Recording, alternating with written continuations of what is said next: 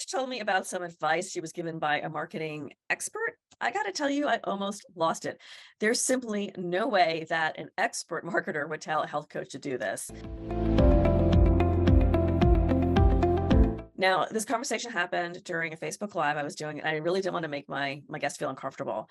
I'm going to show you what happened in a minute, but first, real quick, I just want to give you some context. Her homepage was set up more like a landing page, and that was just really confusing, and just so much more. But things got kind of awkward when I made a recommendation, and she told me that another marketing expert specifically told her not to do that. And like I said, I almost lost it. And look, my guest was absolutely delightful, and I was really hoping that she would listen to my advice, but in the end, I left it up to her. So I don't know what she ended up doing, but I would love to know what you think. So please watch the video. You can even speed it up, or if you're in a real rush, skip to about 13 minutes in and watch that section. Let me know what you think. Just drop it in the comments. Okay, let's go take a look at this train wreck. Welcome. My name is Nicole Piper, and I help health and wellness professionals turn what they do into a highly marketable business so they can get fully booked with clients, create a thriving practice, and make a bigger impact. So my guest today on Website Wednesday is Madeleine Romero. Madeleine provides people with personalized health coaching. So welcome, Madeleine. Hi, Nicole. Nice to be here. So yes, thank you for being here, especially since you're in the middle of this huge move across the country. So I really appreciate you taking the time here to chat with me a little bit. Yeah, thank you so much, Nicole. Okay, so we're going to bring up your website and we're going to talk about your homepage. Okay, so this is your website homepage, right? I told you right before we went live that we were going to talk a little bit about the difference between a homepage and a landing page. So you and I spoke about, just for the benefit of the people who are listening, is that you actually have a webinar coming up in September. So you've actually got your homepage here set up to capture leads for people to register for your webinar, right? Yes. Okay.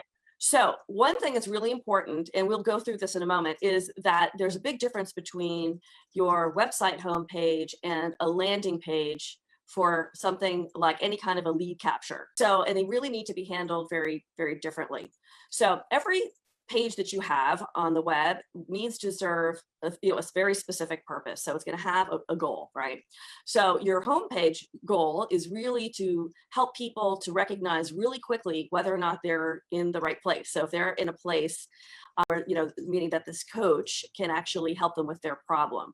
So that's what the homepage is about. And people just scan homepages really quickly, and they want to know right away, can this coach help me with my problem? So one of the things I often say is, people think people come to their website to find out about the health coach, but that's not exactly true. What they're doing is it's really all about them, the client, that's coming to the website, because they want to know, they're looking at the coach through the lens of their problem. So they want to know if this coach can help them specifically. So when you set up a homepage for the website, there are certain things that are, specifics that should be part of that. Now, in the case of a landing page, you want to capture leads, as we mentioned, to go to a webinar. So that needs to be very different. You can use something like Lead Pages, or they're different, there are different types of software. You can even have, just about every type of, website theme will have some kind of landing page option. So you should really, create something separate from your home page to act as your landing page and capture your leads. So do you have any questions about that part? Nothing so far. Yeah, but in regards to the homepage, I'm not quite sure. Should I have? So you mentioned the landing page should be a different page from the homepage. Okay, so yeah. Right. Yeah. So when I'm here, this first part here, it looks like kind of something that you might find on a homepage. It's got a logo, and then it's got the menu up here. So when I first came to this to the site and I started looking at it, the first thing I'm looking for is kind of it's almost like I'm a website whisperer. So what is this website telling me? And so it was telling me that you focus on weight loss. But then when I got to this, the free webinar, I thought, okay, this is actually not quite a homepage. So that's when I looked a little further. So this first part up here kind of looks like it's going to be a website homepage, and then it turns into a landing page. So now let's talk about landing pages, because I've done hundreds of them, and I actually do them for the same type of goal that you're looking for. It's to get people to sign up to watch a webinar. So you wouldn't have the Live Life with Zest, because that's not a clear message that relates to what the webinar is about. So it looks like the webinar is about weight loss. Then the Live Life with Zest, and this is your logo, right? Yes, it is. Yeah. So this is something that you can have, but I would have it on there, but I have it very small, and I actually wouldn't even put it on the top. I'd put it more towards the bottom, because again, the first thing here is this is all about getting people to watch your webinar and want to sign up for your webinar. So the first thing you need is a really powerful headline that tells people why they should watch this webinar. So you've started 3 keys to lasting weight loss so you can end dieting forever. So that's kind of on the right track, right?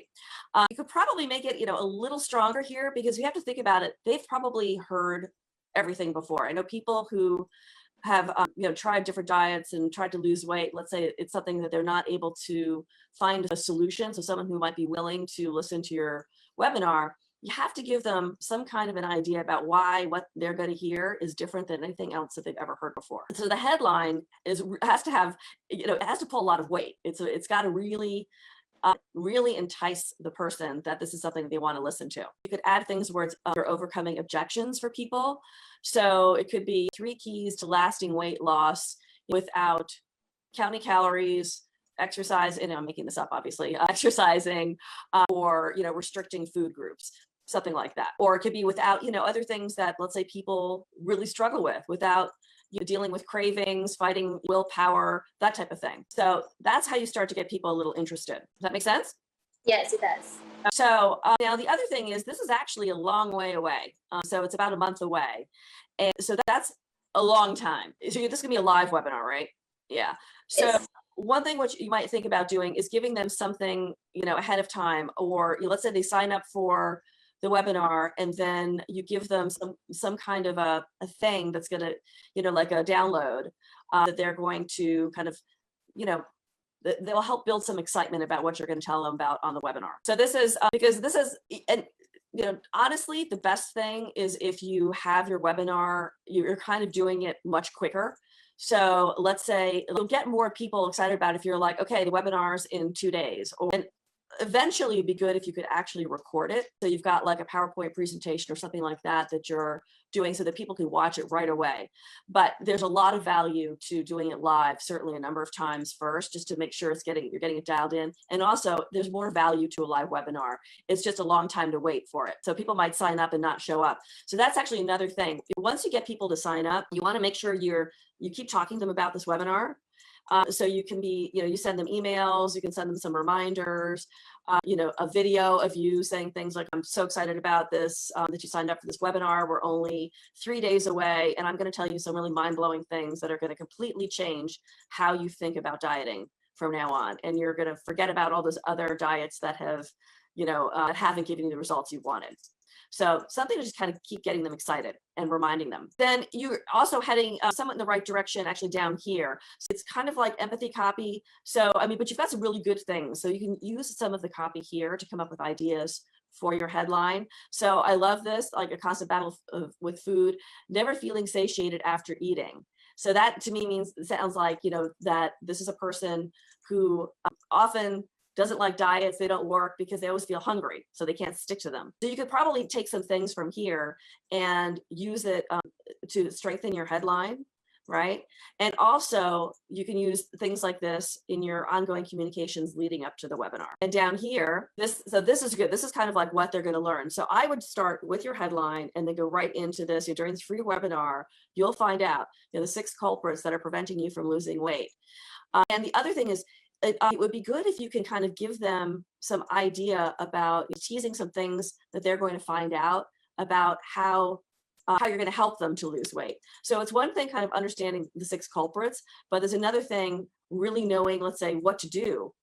So hopefully your webinar is going to actually give them some takeaways or something that's going to be like a logical next step to work with you, but you want to give them enough meat in that webinar to get value out of it and want to continue with you. So we talked a little bit before we went live about some ideas that you had around where this is going to lead, and that I think is it's really important that you know what the call to action is going to be, because then you'll be able to really tailor this webinar into something that's going to be really specific and make whatever your call to action is the logical next step for them to take. Now, the other thing I would do here is I would actually, I have to say, at first I thought this was going to be a picture of you. I wasn't quite sure because I was expecting to see who my host is going to be of the webinar. So I was a little startled. I was like, okay, is this my host? I'm not, and then I realized you've got some other pictures here with some other things that you do. So people want to know about who's going to be hosting the webinar. So I would actually have a picture of you and then a very brief bio about, who you are, make it all about weight loss. So you don't want to go into this whole thing about other coaching that you do. I would say something about, how you specialize in helping people lose weight. Now, I would really narrow down your focus on who your perfect client is. So in other words, are you working with men, women, both? Is there a certain age group? Like, what would you say your perfect client is? And that was supposed to be for women, 30s, 40s, 50s. But when I was speaking with another marketer and they were doing podcasts and stuff, they were like telling me that I should not have one specific target because that may exclude all the other people that I want to work with, and they might give me bad reviews if I'm excluding people. And so yeah. So I kind of like, okay, so I removed that from my website because, I didn't want to exclude people or feel like, I'm being. So, okay. So that is a very different marketing philosophy from mine because. Yeah. So it's kind of like I'm now in a, I'm now thinking, okay, should I niche down or not? Because they told me, okay, so what if a man came to my website and then told me, oh, she doesn't want to work with men, and then they give me bad reviews because, I'm excluding men and I only want to work with women. So I was like, okay, so what should I do then? Yeah, well, you shouldn't get a bad review. I mean, so the bottom line is with marketing, marketing is really a one-on-one conversation between, it's between two people. That's what you should think of your marketing as. So when you try, and I know this is so counterintuitive, and this is one of the things that whenever I work with a client, we spend a lot of time on this because it is so counterintuitive. But the first thing I have them do is get very specific about who their perfect client avatar is. So I get really clear. I want them to get very clear about who their perfect client avatar is, because what happens is, people think, okay, I'm a health coach. I can solve a lot of different problems. So I want to cast a wide net because that means there are more possible people that I can help. But when you do that, what happens is your messaging actually gets very watered down. And if you, instead of becoming kind of the specialist, someone who can help someone with a specific type of problem, you become a generalist.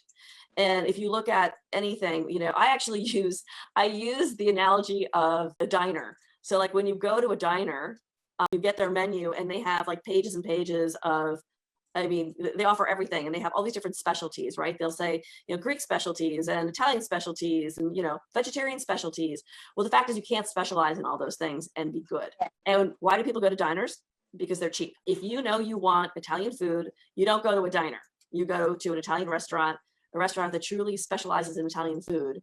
And that restaurant is going to charge more and you're going to expect to pay more for it because you're going to expect a much better experience. So you'll be much more targeted in who you help. It doesn't mean that you're never going to be able to work with anyone else. If you want to, fine, you can. But your marketing message should be so specific that the person thinks that you're talking directly to them about it. So that's like the most important thing. And the other thing that allows you to do is then you get to find out more about that person. What is their life like with this problem? What have they tried before? Have they tried to solve it? And really get into a lot of detail about that person and get to know them. And then you get to create something that's a unique way of solving this problem. So as opposed to being kind of like a general health coach, you become a specialist with a very unique approach to helping people with that particular problem. It makes sense, yeah. But I'm still kind of confused because the other person that I was talking to was also a marketer, and they've been marketing for over 10 years. So, okay, which one should I follow? Well, that's going to have to be your decision. I'll tell you. The marketing that I've been doing marketing for, God, I hate to say it, 34 years. Oh. And my approach combines, I spent about 29 years in the corporate world building brands like Nickelodeon, MTV, The Sharper Image, and I built those brands, right? And so I took a lot of that brand experience into what I'm doing now, and I've combined it with direct response marketing and direct response copywriting. And those two things, direct response marketing, direct response copywriting, are all about creating action and getting your perfect client to take an action, which is why when we were talking about the landing page, I was giving you some guidance there on things you can do that would make your landing page more persuasive, right? So ultimately, you'll have to decide what you think is best for you. And people have different approaches. I'm not going to say someone else's approach is wrong. It's certainly not something that I would recommend, because I think it's, to me, it's the difference between being a generalist and creating a highly marketable business. Okay, all right. So before we sign off, do you have any other questions for me? No other questions so far, but at least now I have an idea that I should probably separate my lead pages from my homepage instead of combining the two. Because before they were telling me, oh, why don't you just have a freebie? So it's just like a quick download, and they get to know me, and then I can send them more information about the webinars. So I think that's what I'm gonna do instead, because the webinar is a big commitment. It's gonna be an hour, and people don't want to sit for an hour for a live webinar. So that may, I may have to change that. I love that you just said that, because you're spot on. A lot of people aren't ready to make that big a commitment, especially if they don't know more about, what the value is that they're going to get out of it. So now here's another thing, because when I help people, health coaches with creating their websites and creating really, marketable, highly optimized websites, again, all the messaging has to be aligned. So when you think about that core value piece, it has to be something that's going to resonate with a specific person. You know what I mean? So Yeah. I've gone to websites where it's like, the coach talks about, say, one thing in the headline, and then the download is something completely different. And it's not aligned at all. So I'm like, well, wait a minute. So what is this about? Who's this for? Yeah, I was thinking about that, because, okay, so if I want to have a webinar, it must relate to weight loss instead of, self-care or about sleeping so I'm going to think about that. And also what you told me about being specific with my marketing, because being a generalist, it also confuses me, because of course the courses will be different, my offerings will be different, so everything would be kind of like confusing, not just for the clients, prospective clients, but also for me. So yeah, and it makes it very difficult to scale your business. Yeah, that's true. Oh, thank you so much, Nicole. You're welcome. So, and thank you for being my guest, and good luck with your move. I hope it goes smoothly. Yeah, thank you so much again. Okay, Madeline, take care.